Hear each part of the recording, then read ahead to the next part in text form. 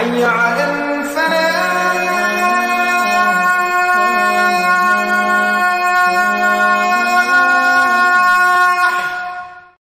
اعوذ باللہ من الشیطان الرجیم، بسم اللہ الرحمن الرحیم، الصلاۃ والسلام علیکہ یا سیدی یا رسول اللہ وعلی آلک و اصحابک یا حبیب اللہ۔ ناظرین و سامعین، السلام علیکم ورحمۃ اللہ وبرکاتہ۔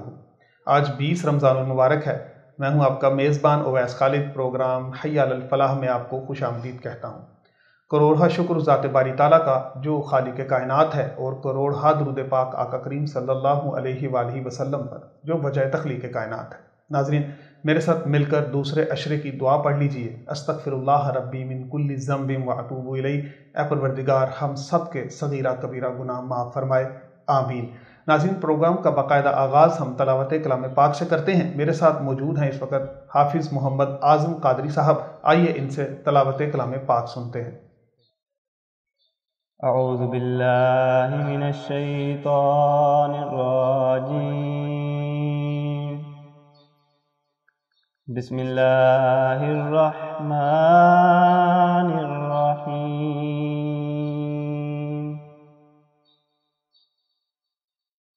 فاذکرونی اذکرکم واشکروا لی ولا تکفرون۔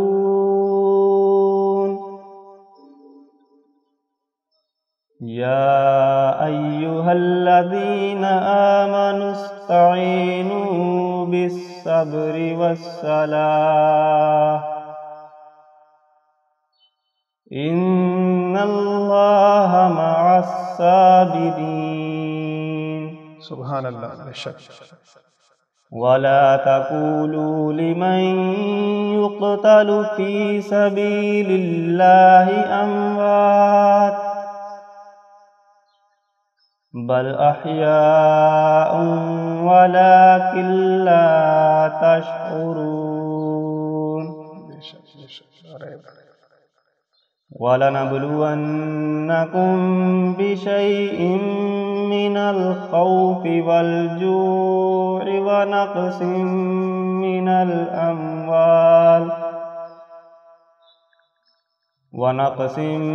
مِّنَ الْأَمْوَالِ وَالْأَنفُسِ وَالثَّمَرَاتِ وَبَشِّرِ الصَّابِرِينَ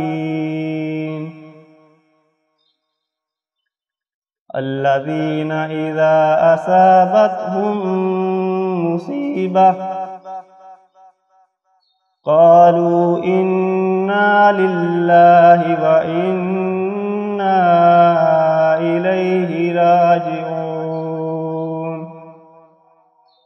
صدق اللہ العظیم۔ جزاک اللہ، ماشاءاللہ۔ جی ناظرین، آپ حافظ محمد اعظم قادری صاحب سے تلاوت کلام پاک سماعت کر رہے تھے۔ آئیے نعت رسول مقبول صلی اللہ علیہ وآلہ وسلم سنتے ہیں۔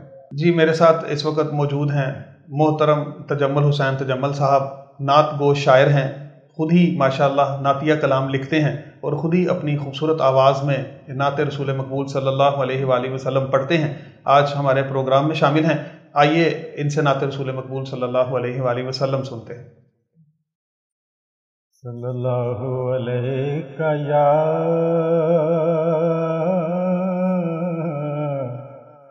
یا رسول اللہ، وسلم علیہ یا حبیب اللہ۔ مجھ سے کیا پوچھتے ہو اچھائی میری،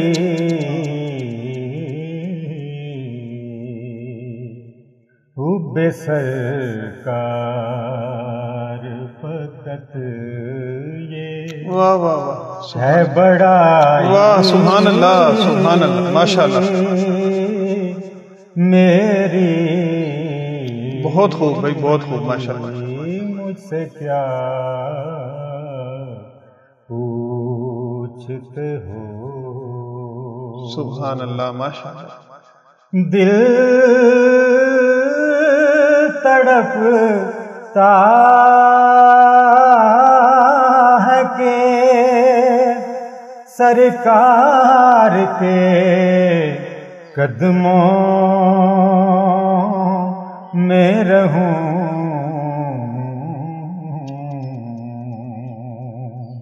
آمین۔ ختم ہوتی ہی نہیں جدائی، واہ واہ واہ، سبحان اللہ۔ میری ختم ہوتی ہی نہیں جدائی، میری مجھ سے کیا پوچھتے ہو؟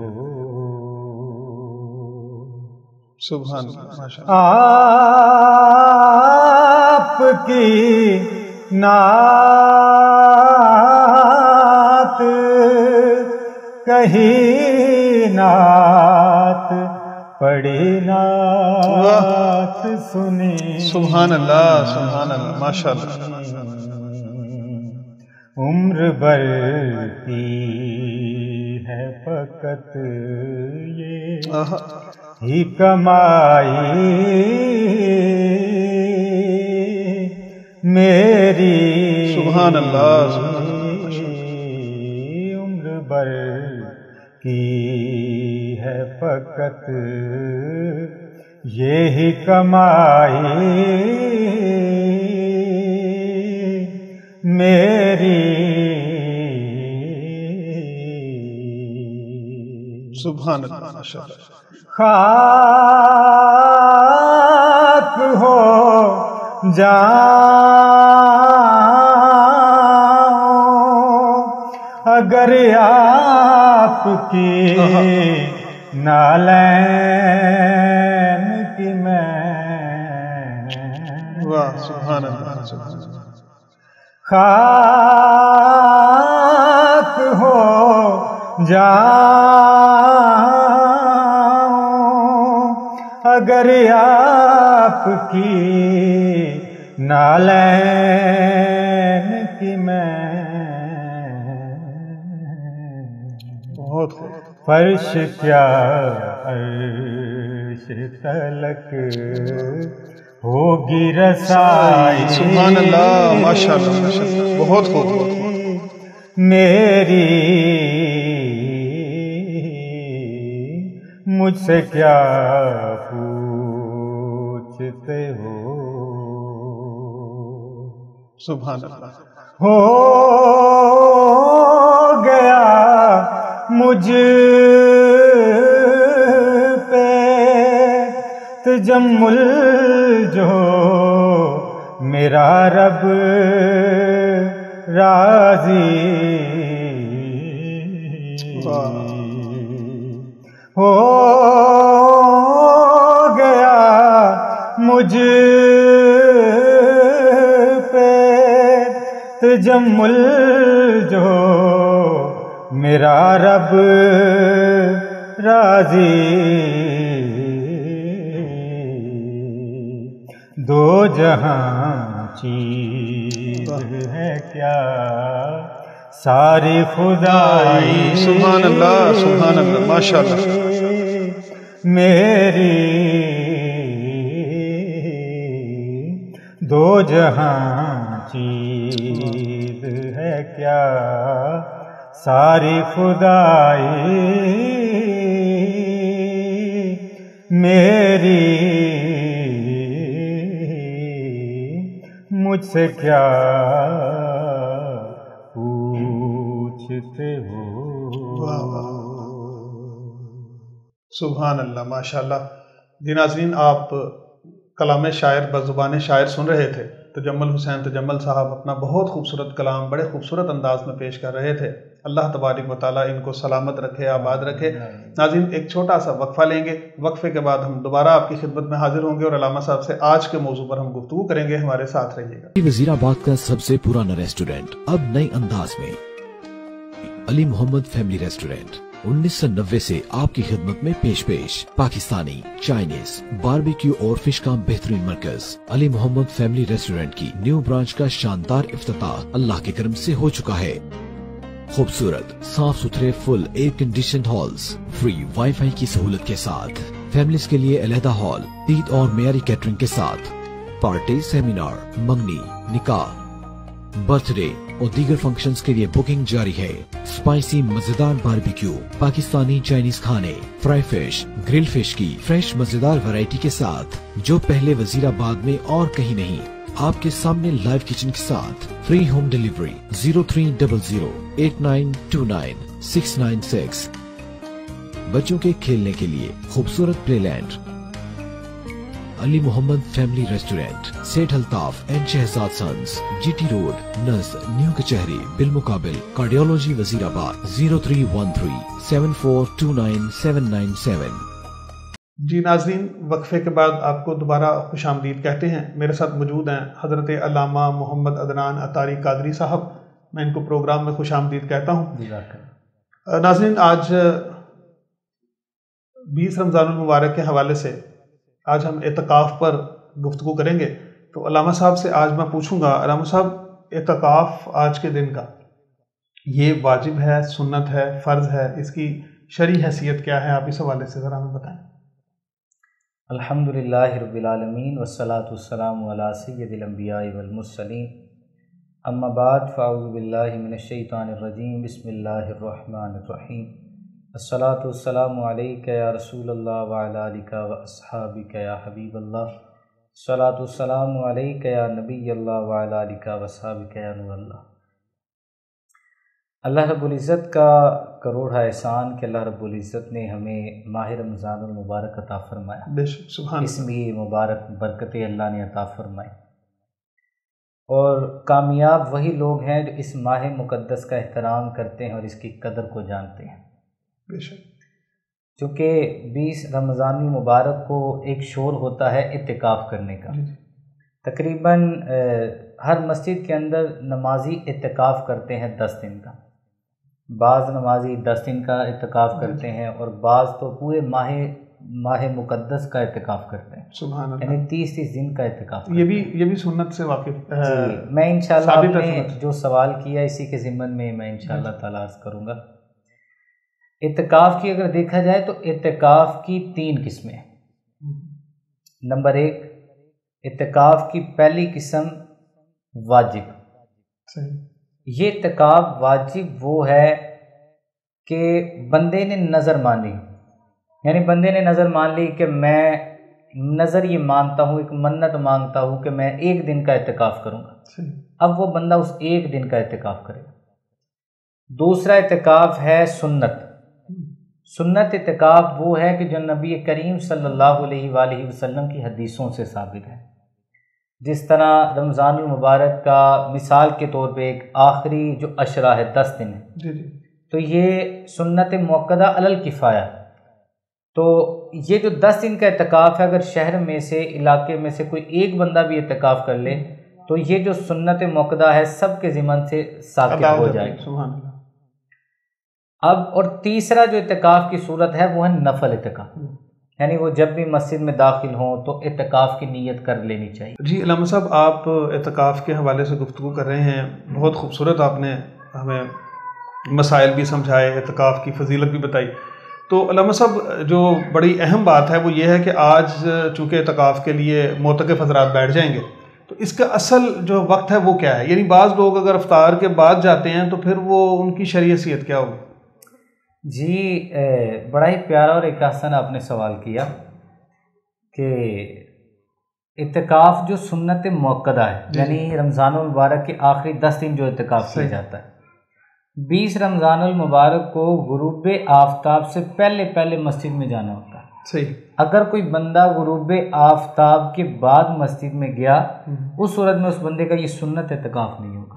اچھا یعنی یہ نفلی اعتکاف اس کا ہو جائے گا اگر وہ کرنا چاہے. سنت اعتکاف کی جو فضیلت ہے اس بندے جو آخری عشرے کا اعتکاف ہے وہ نہیں ہوگا، افطار کے بعد اگر کوئی جاتا ہے. دیکھیں نا حضرت، ہر چیز کا ایک وقت ہے. بالکل. جس طرح آپ مثال کے طور پہ یہ کہہ لیں روزے کا ایک وقت مقرر ہے. اب کوئی کہ میں دوپہر کے وقت سحری کروں، نہیں تو یہ تو درست نہیں. بالکل صحیح. تو سنت اعتکاف جب 20 رمضان مبارک کو غروب آفتاب سے پہلے مسجد میں داخل ہونا ہے صحیح. تاکہ غروب آفتاب کے وقت بندہ مسجد میں موجود ہو. یعنی افطار جو ہے وہ وہاں ہی کرنا چاہیے، وہاں ہی کرے جو مناسب ہے وہ تو یہی ہے. اچھا تو علامہ صاحب یہ عصر کے فوراً بعد وہاں پھر جایا جائے؟ بہتر طریقہ کار تو یہ ہے کہ عصر کی نماز وہاں پڑھے اور عصر کی نماز کے بعد ادھر ہی بیٹھ کے اللہ کی عبادت کرے تاکہ مغرب کا وقت جو ہے وہ شروع ہو. سبحان اللہ. یعنی وہ عصر کی نماز پڑھنے جائے تو گھر جو ہے وہ الوداع کہے، سلام کہے، اور اس کے بعد وہیں سے پھر وہ اعتکاف کو شروع کر لیں. جی بالکل صحیح. اچھا علامہ صاحب، اعتکاف کے دوران جو ہے نا معتکف حضرات کو کن کن باتوں کا خیال رکھنا ضروری ہے؟ میں چاہوں گا یہ بھی پتہ چل جائے تاکہ کوئی ایسی غلطی جو ہے وہ نہ رہ جائے جس کی وجہ سے اعتکاف میں فرق آ جائے. تو اب آج کل دیکھیں ڈیجیٹل دور ہے، موبائل ہر بندے کی ضرورت ہے، بلکہ میں کہا کرتا ہوں کہ یہ موبائل اب پارٹ آف باڈی بن گیا ہے. اس کے بغیر اب کوئی بھی نہیں رہتا، جیسے جسم کا حصہ ہے. تو اعتکاف کے دوران میں اس کا استعمال کرنا کیسا ہے؟ یا بعض طالب علم جو ہیں وہ دینی کتابوں کو لے جاتے ہیں کہ امتحان سر پر ہیں یا کچھ ایسی صورتحال بن جائے تو وہ سیاست پڑھتے رہیں، تیاری کرتے رہیں. تو اس قسم کی بھی چیزیں دیکھنے سننے میں آتی ہیں. تو میں چاہوں گا کہ آپ بتائیں کہ اعتکاف کیسا ہونا چاہیے، کن چیزوں سے، کن غلطیوں سے ہمیں بچنا چاہیے؟ دیکھیں ویسے بھی بندہ جب مسجد میں آتا ہے اعتکاف کے جی تو بندہ دنیا سے لا تعلق اختیار کر کے آتا ہے. صحیح. یعنی اب میں دنیا اس کی طرف کوئی رغبت نہیں، میری رغبت ہے اللہ کی طرف. بالکل. جب بندہ آیا 10 دن کے لیے اللہ رب العزت کی عبادت کرنے کے لیے، تو پھر 10 دن آنے کے باوجود بھی بندہ دنیا سے تعلق رکھے تو یہ کیسی محبت ہے؟ واہ، بالکل صحیح بات ہے. دیکھیں ایک جو بھی ہے ایک کامل چیز تب ہی ہوتی ہے جب بندہ کام وہ کامل کر کے بتاتا ہے. تو اعتکاف کے دوران معتکف جو حضرات ہیں ان کو چاہیے کہ ایک تو مسجد کے تقدس کو پامال نہ کریں، یعنی پاکی اور ناپاکی کا لحاظ رکھیں. صحیح. یعنی مسجد کے فرش کو کوئی گندا نہ ہونے دیں. صحیح. یعنی مسجد میں کوئی گندگی نہ پھیلائے. کھانے وغیرہ کے لحاظ سے نا کوئی احتیاط کرنی چاہیے. صحیح. لیکن مسجد کے بارے میں آتا ہے کہ مسجد میں اگر کوئی تنکا پھینک دیا جائے نا، مسجد کو اتنی تکلیف ہوتی ہے جتنی تکلیف انسان کی آنکھ میں کوئی تنکا پڑ جائے. اللہ اکبر، اللہ اکبر، اللہ اکبر. تو یہ مسجد کی بے حرمتی بڑا باریک مسئلہ آپ نے بتایا. اللہ اکبر. یعنی اس میں مسجد کے تقدس کا خیال رکھیں، اور دوسرے نمبر پہ کوشش فرمائے کہ مسجد کے باہر جانے کی کوشش نہ کریں. صحیح. تاکہ مسجد کے اندر ہی وہ بندے. اچھا علامہ صاحب، یہاں یہ بھی ذرا ہمارے ناظرین کو بتا دیں کہ جو وضو خانہ ہے یا استنجا خانہ ہے یہ مسجد کی حد میں شامل نہیں ہوتا. یہ تو ضروری ہے، لیکن اس میں یہ بات ہے کہ یہاں پہ ضرورت کے تحت وضو خانہ یہ فنائے مسجد میں چیزیں یہاں پہ جانا جائز ہے معتکف کے لیے. اب ظاہری بات ہے وہ نہانے کے لیے جا سکتا ہے، غسل کرنے کے لیے، قضاء حاجت کے لیے جا سکتا ہے واش روم وغیرہ میں، یا اس کے علاوہ وضو کرنے کے لیے جائے گا. تو یہ چیزیں جو ہیں یہ فنائے مسجد میں بلا ضرورت تو وہاں بھی نہیں جانا چاہیے نا. نہیں، بلا ضرورت نہیں جانا چاہیے، بزرگوں نے منع فرمایا. لیکن اگر فنائے مسجد میں وہ جاتا ہے تو اس صورت میں اس کا اعتکاف نہیں ٹوٹے گا. صحیح. مسجد اور فنائے مسجد میں جا سکتے. مسجد جو ہے پھر اس کا مطلب ہے وہ جو 4 دیواری مسجد کی ہوئی ہے دروازے سے اندر تک، پھر وہ یعنی اس میں شامل ہے. جی وہ اس میں شامل ہے. بالکل. یعنی یہ دیکھنا چاہیے. اگر میں احتیاط کی ایک بات کر رہا تھا، معتکف حضرات کو چاہیے کہ موبائل کا زیادہ استعمال نہ کریں. کوشش فرمائیں کہ 10 دن ملے ہیں، ان 10 دن کے اندر وضو، غسل، نماز کے فرائض کو سیکھیں، اچھے طریقے سے ان کو دیکھیں. اگر کوئی موبائل میں دیکھنا ہی چاہتا، علماء کرام کو سن لیں، نعتیں سن لیں، قرآن کی تلاوت سن لیں، قرآن کی تلاوت کریں، مسائل سیکھ لیں. ان 10 دنوں کو معتکفین جو ہیں وہ غنیمت سمجھیں کہ اس 10 دن کے اندر ہم بہت کچھ سیکھ سکتے ہیں. ایک تو ان کو ثواب ملے گا ایک حج عمرے کرنے کا، سبحان اللہ، ان کے گناہ معاف ہوں گے، اللہ ان کو عبادت کا ثواب دے گا. دوسری سب سے بڑی بات، ان کو شریعت سیکھنے کا موقع ملے گا. اس لیے میرے خیال میں معتکفین کو غنیمت سمجھ کے ان میں شریعت کے مسائل سمجھیں. جہاں جہاں اعتکاف کر رہے ہیں ان امام مساجد جو ہیں ان سے عرض کریں کہ حضرت ہمیں قرآن پڑھا دیں، اس 10 دن میں قرآن کی کوئی باتیں سمجھا دیں. ہمیں بنیادی جو ایک عقائد ہیں اپنے عقیدے کے لحاظ سے، اللہ رسول، اہل بیت اطہار، صحابہ کرام، فرشتے، جنت، دوزخ، عرش و کرسی کے بارے میں یہ عقائد ہمیں بتا دیں. ہمیں ہمارے مسائل بتا دیں، پاکی ناپاکی کے کیا مسائل ہیں، نجاستوں کے کیا مسائل ہیں، گندگی کے کیا مسائل ہیں، پاک ہونے کے کون سے مسائل ہیں، نماز کے، روزے کے، حج کے، جتنے تھوڑے تھوڑے مسائل ہیں وہ سیکھ لیں اور اپنے مسائل جو درپیش آئے ان کو ذکر کریں۔ یعنی علماء اکرام کو بھی چاہیے کہ وہ معتکف حضرات کو لے کر تو یہ درس و تدریس کا کام وہاں کریں، یہ تربیت، دینی تربیت کریں ان کی، وہاں واعظ و نصیحت کریں۔ عمومی طور پہ آپ دیکھ لیں کہ میں نے تو دیکھا کہ بڑی مساجد کے اندر جہاں معتکفین کافی بیٹھے ہوتے ہیں وہاں پہ وہ عصر کے بعد یا کوئی عشاء کے بعد انہوں نے وقت رکھا ہوتا ہے، جہاں پہ ایک تو طاق راتوں کو عبادت بھی کرواتے ہیں ان کو، اور دوسرے نمبر پہ ان کو مسائل بھی سکھاتے ہیں، ان کا خیال بڑا رکھتے ہیں۔ اس لیے بات یہ ہے کہ ایک محاورہ آپ نے وہ سنا بھی ہوگا نا کہ پیاسا کنویں کے پاس جاتا ہے، اس لیے ہمیں دین کی طلب ہے نا تو ہم خود دین کے پاس ہیں، اور ظاہری بات ہے امام صاحبان نے تو جتنا سکھایا وہ تو انہوں نے سکھا دیا۔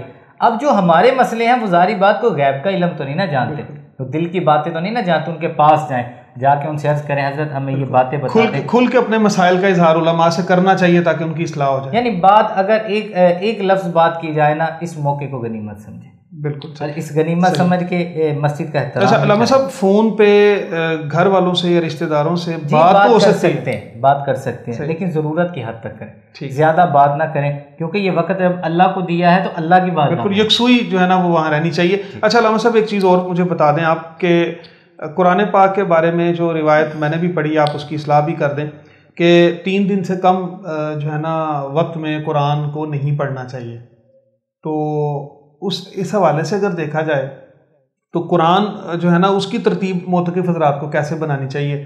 کتنا مطلب اگر کوئی بہت زیادہ بھی اس سے پڑھنا چاہتا تو پھر اس کے لیے کیا حکم ہے؟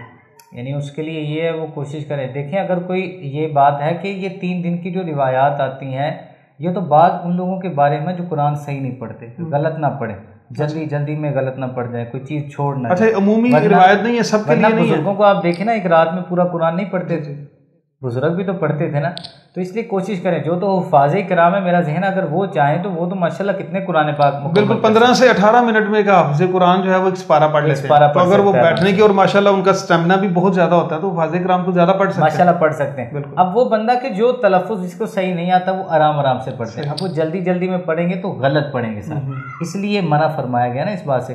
بقیہ یہ اس میں کوئی حرج نہیں، اگر کوئی ایک دن میں قرآن پاک پڑھ سکتا ہے تو میں تو کہتا ہوں بڑی اچھی بات ہے، وہ قرآن پاک پڑھ سکتے، اس سے بڑھ کے عبادت کیا، کیونکہ وہ ایک دن میں قرآن پاک ہے اور تو کچھ کرنا نہیں ہے ظاہر ہے، تو پھر وہ ذکر اذکار قرآن پاک کی تلاوت زیادہ سے زیادہ، یعنی جتنی تلاوت ہو سکتی ہے اتنی تلاوت کی جائے تاکہ ثواب میں زیادتی ہوگی، قرآن پاک پڑھنے کا موقع ملے گا۔ بہت شکریہ علامہ صاحب، بڑی خوبصورت گفتگو آپ فرما رہے تھے۔ جی ناظرین، آپ نے اعتکاف کے حوالے سے علامہ صاحب کی گفتگو سنی۔ ہم دعا کرتے ہیں کہ اللہ تبارک و تعالیٰ آج کے دن تمام اہلان اسلام کو جو اعتکاف کر رہے ہیں ان کے اس اعتکاف کو قبول و منظور فرمائے، ان کی دعاؤں کو قبول فرمائے، ہمارے ملک پر رحم کرے، ہمارے ملک پاکستان کی خیر فرمائے، ملک پاکستان میں رہنے والوں کی خیر فرمائے، ملک پاکستان کی سرحدوں کی حفاظت کرنے والوں کی خیر فرمائے۔ ناظرین، اس دعا کے ساتھ کہ اللہ تبارک و تعالیٰ ہمارے تمام فوت شدگان کی بخشش و مغفرت فرمائے، اور جو گھروں میں ہسپتالوں میں بیمار ہیں یا زخمی ہیں ان کو صحت کاملہ و عاجلہ عطا فرمائے، اور ہمیں اس موجودہ بلا اور وبا سے نجات عطا فرمائے۔ ناظرین، ایک چھوٹی سی درخواست ہے کہ یوٹیوب کے چینل سٹی 5 نیوز کو آپ ضرور سبسکرائب کریں، اور فیس بک پر اس کے پیج کو بھی ضرور لائک کریں تاکہ ہماری نشریات اور پروگرامز بر وقت آپ تک پہنچ سکیں۔ کل تک کے لیے اجازت دیجیے، اللہ حافظ۔